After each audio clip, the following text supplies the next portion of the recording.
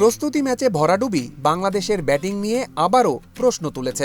মেহেদী হাসান মিরাজ সেঞ্চুরির দেখা পেলেও বাকি সবাই ব্যর্থ হয়েছেন।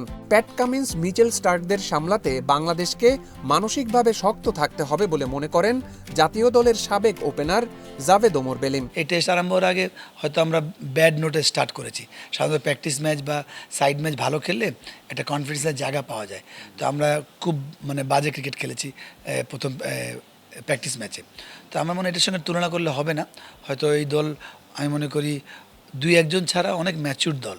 তো যদি মানসিকভাবে মেন্টালভাবে যদি নামে ভালো পজিটিভ চিন্তা করে এই টেস্টটা আমরা ভালো খেলছে বা এই দিনটা আমরা ভালো খেলতে চাই, তাহলে অবশ্যই ভালো খেলা সম্ভব।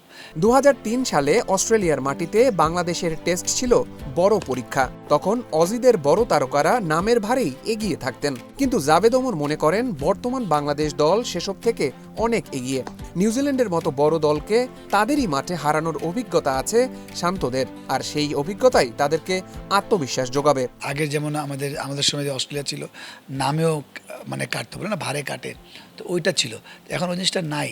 আর আমরা হয়তো টেস্টে আমরা কনসিস্টেন্ট না, তারপরে আমরা ধরেন নিউজিল্যান্ডে আমরা জয়লাভ করেছি, বা আমরা আমাদের হোমে টেস্টে আমরা ভালো খেলেছি, জয়লাভ করেছি। তো ওই বিশ্বাসগুলো হয়তো প্লেয়াররা চিন্তা কীভাবে করে, এটা ইম্পর্টেন্ট।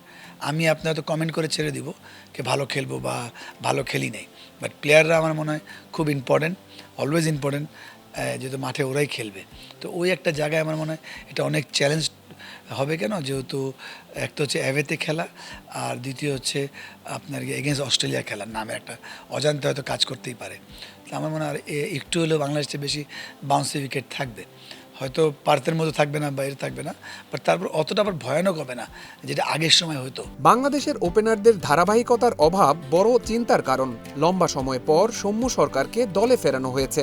ওপেনিংয়ে আগ্রাসী ভাবনা টিম ম্যানেজমেন্টের মধ্যে দেখা গেলেও জাভেদ ওমর মনে করেন সামর্থ্য বুঝেই ইনিংস এগিয়ে নিতে হবে।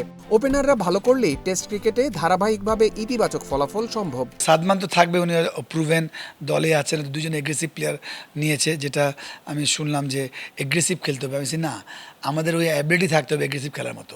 আপনি তো সেহবাগ না, কে পুরো ক্রিকেটকে চেঞ্জ করে দিয়েছে টেস্ট ম্যাচে নেমে। আপনি তো গিলক্রিস্ট না, তো গিলকে ওপেনিং করে নেই টেস্ট ম্যাচে, সেহবাগ ওপেন করে চেঞ্জ করেছে, বা অনেক ইংল্যান্ডে একবার থিওরি করলো। বাট আপনার তো অ্যাবিলিটি থাকতে হবে। আপনার স্লটে আসবে আপনার এগ্রেসিভ প্লেয়ার, সেটা জুনিয়র তামিম হোক বা সৌম্য হোক, আপনি নিয়েছেন এগ্রেসিভ খেলার জন্য, ফাইন, কিন্তু তারপর ওখানে ওর জোনে যেটা বল হবে ওইটা মারবে। ঠিক আছে? আপনি যেটা কোশ্চেনটা করছেন যে আমাদের টেস্টে বড় কারণ হচ্ছে কি, যে আমরা আজকে অনেক দিন যাবত টেস্ট খেলছি, কিন্তু টেস্ট এস্টাবলিশ না হওয়ার ওপেনিং স্টার্টটা একটা বড় কারণ।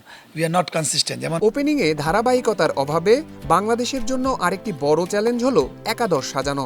ডারউইনে প্রথম টেস্টে সাদমান ইসলামের সঙ্গী তানজিদ হাসান তামিম হবেন নাকি সৌম্য সরকার, সেটিও এখন বড় প্রশ্ন।